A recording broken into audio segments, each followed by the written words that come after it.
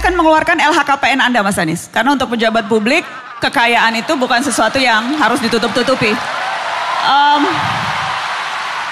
Ini laporan terakhir di 2023. Dan mohon maaf Mas Anies, Anda baca pres yang paling miskin Mas.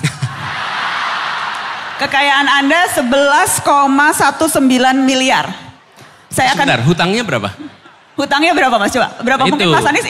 Ya, tapi nggak ada pinjol kan Mas? Nggak ya? Enggak. Dari 11 miliar itu mayoritas bentuknya hutang. Karena saya masih kredit rumah sampai sekarang. Oke, saya akan ulang pertanyaan saya. Jadi rencana Anda selain fundraising, karena biayanya mahal? Kami dibantu oleh banyak orang yang memberikan dukungan saat ini. Dan yang paling nanti akan mahal adalah ketika menjelang kampanye, menjelang kegiatan kampanye, produksi alat-alat peraga. Apa yang sekarang kami lakukan? Yang kami lakukan adalah kami membuat kontennya. Kami taruh di cloud dan kami izinkan siapa saja memproduksi kaos, memproduksi banner, memproduksi itu dari konten yang kami buat. Kami sendiri tidak mencetak, tapi kami menyiapkan kontennya dan kami meminta kepada semua. Bila Anda percaya kepada apa yang kami mau rencanakan, akan kami kerjakan, bantu kami untuk melakukan perubahan di Republik ini. Mas, ini yang terbaru nggak ya Mas, ketika kekayaan Anda 13,45 miliar? Kira-kira segitu. Kira-kira segitu? Enggak, ini tahun 2022 Mbak. Ada yang lebih baru yang mungkin KPK belum melakukan dan sekali lagi 3 hari setelah saya pensiun sudah saya laporkan.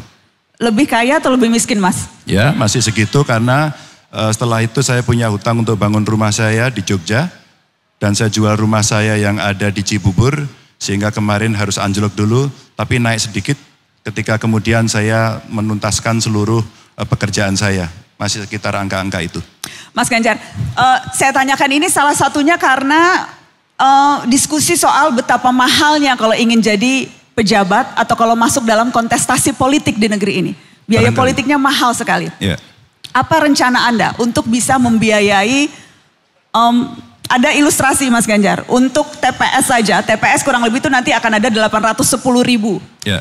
Jadi kalau satu TPS satu saksi dikasih 1 juta begitu ya, itu sudah 800 miliaran lebih sendiri, baru soal TPS, belum yang lain-lain, mahal sekali. Bagaimana strategi Anda untuk bisa membayar biaya yang besar itu Mas? Ada yang lupa Mbak Nana sampaikan seolah-olah saya sedang berjalan sendiri, tidak. Ada partai yang mengusung dan besok itu Mbak, untuk pertama kalinya Pilpres dengan pilihan legislatif bersama. Maka sekarang soal pembiayaan dari partai menyiapkan sehingga nanti saksinya kan tidak sendiri-sendiri, saksinya bersama. Maka secara sistematis kami melakukan pelatihan saksi. Siapa mereka? Ada partai-partai pengusung, kader-kader partai, termasuk para relawan. Sehingga sebenarnya pembiayaan gotong royong sudah disiapkan oleh mereka. Saya ternyata tidak diberikan tugas untuk itu. Maka saya berjalan saja sesuai dengan apa yang menjadi penugasan saya sebagai seorang capres. Itu kalau baru 1 unit. Ya. Ada lagi unit-unit yang lain tentunya. Betul. Dan ada sebenarnya ketentuan di dalam undang-undang Pilpres ya, atau pilihan legislatif itu donasi bisa dilakukan kok secara terbuka. Yang penting satu, bisa transparan, bisa akuntabel, dan kelak kemudian pasti akan dimintai pertanggungjawabannya ketika kemudian mereka harus melakukan selama perjalanan kampanye sampai kemudian di akhir itu. Saya kira model pembiayaannya sangat beragam. Seorang anak muda Indonesia yang tinggal di Amerika, tiba-tiba telepon saya tidak terlalu kenal. Kemudian dia datang dan dia menyampaikan beberapa pengalamannya, dia mengikuti kontestasi 2 Pilpres yang ada di sana. Dan ternyata dia menjadi salah satu tim suksesnya di sana. Lalu dia sampaikan kepada saya, Mas saya mau bantu, saya nggak kenal tapi saya mau bantu Mas Ganjar. Apa yang kamu bantu? Saya punya aplikasi. Aplikasi ini bisa kita pakai untuk berkomunikasi dengan publik, menyampaikan gagasan, ide dan sebagainya, termasuk bagaimana fundraising dilakukan. Ada 2, donasi yang bisa diberikan oleh mereka, dan yang kedua kita bisa menjual merchandise di sana. Saya kira ide-ide kreatif inilah yang kelak kemudian perlu kita akomodasi yang datang dari anak muda itu. Saya juga ingin tunjukkan harta kekayaan Pak Prabowo. Kita lihat bakal calon presiden dari Koalisi Indonesia Maju, harta Prabowo Subianto tertinggi di antara baca pres yang lain Pak, 2,04 triliun rupiah.